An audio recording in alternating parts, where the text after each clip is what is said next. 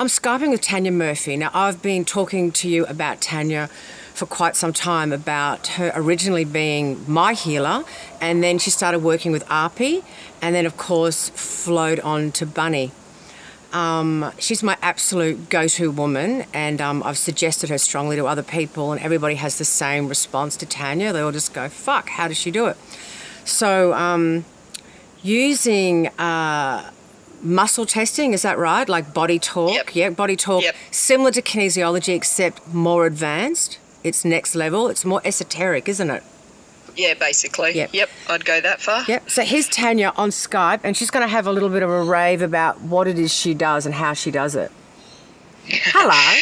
Well, it's an interesting question of how I do it, because for me personally, I don't know. It just has been a natural gift. I started off doing body talk, and that grew to animal talk, and it just, I suppose, it's just throughout the years, I've developed my own skills and just been able to channel. And I suppose what it is for me is I do a lot of work on myself personally. And the clearer I become, the clearer vessel I am then to work with both humans and animals. And I really believe for me it's just been a natural gift, and it's very hard to put into words. You know, if you're to explain to somebody what you're actually doing, it sort of comes out of human scope, I suppose. You know, people try to go, well, but what does that mean? And that's what the human mind likes to do. The human mind wants to understand this, yet it is on a very different level. So we're looking at energetics, and we're working at a very energetic level with both animals and humans. And we look at what's being stored. And in my experience, especially with animals, they really are connected to their humans, and they take on their human stuff. I've got one human that I'm working with at the moment who has bladder issues, which is really interesting because her pet has bladder issues as well. And as we work with her animals' bladder issues are starting to shift as well. But we're also working with the animal. So it is really, really hard to sort of articulate what I do and put it into words. It's an experience, like anything. It's experience, and what I do for one person may be very different to what I do for another. I suppose what I do is I gauge when I have a client, whether that be an animal or a human. As you mentioned, it is through muscle testing. I've defined my muscle testing throughout time to be able to get a very different yes or no than having to physically touch somebody. And I've learned very much over the years to really trust that intuitive side and just allow what's there to happen and to unfold.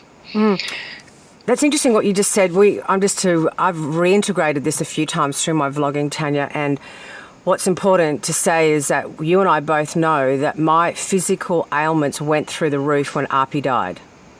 Yeah, totally. Yeah. And he was holding all my arthritis, my kidney problems, my liver problems, like he was holding it all. And the moment he passed, I became increasingly unwell because he wasn't there anymore to take my karma. Yeah.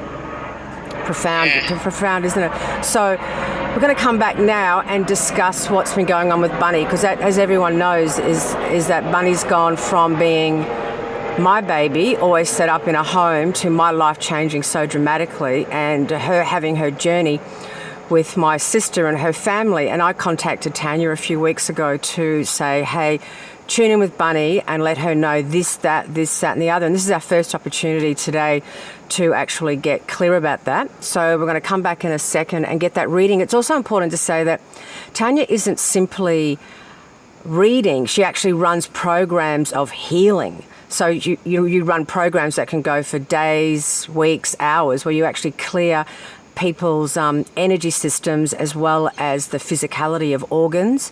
Yep, totally. and any past memories or trauma. The work Tanya and I did with Arpie for quite some time was that Arpie hated all four-legged animals because, as we know, he thought he was a human. And so he got confronted every time he saw something with four legs. He just wanted to fucking kill it. But near the end, he had his first friend, didn't he? He did. And it was, really interesting to watch him have that connection with somebody. I know. Or with another animal. I know. He's hated it from the beginning. Yeah, because Arpie was actually abused by a female cat where he was bred, and he arrived to me with 6 stitches in his little back, cat flu, because he apparently innocently went up to another female cat, tried to suckle, and she turned around and took him out and tried to murder him. Hence, he hated all animals. Because that was his experience. And really, Jess, that's a good point, is what I do is remove the attachment to the memory of that experience. Because that's really what we do, is if we experience something, we really believe that we're going to experience that again and again. If we experience getting, so in Arpie's case, he experienced getting attacked by another cat. So his experience of that, he has learnt that other cats attack. And that became his experience until the memory and the attachment to that experience could be shifted on. And when that was ready to shift on, he was then able to be with another cat because his experience of that changed. I just saw your baby. See my dog. I just saw your baby. You can see my puppy in the background. Oh, puppy. Okay, we're going to come back and get the lowdown on Miss Bunny. Back in a tick.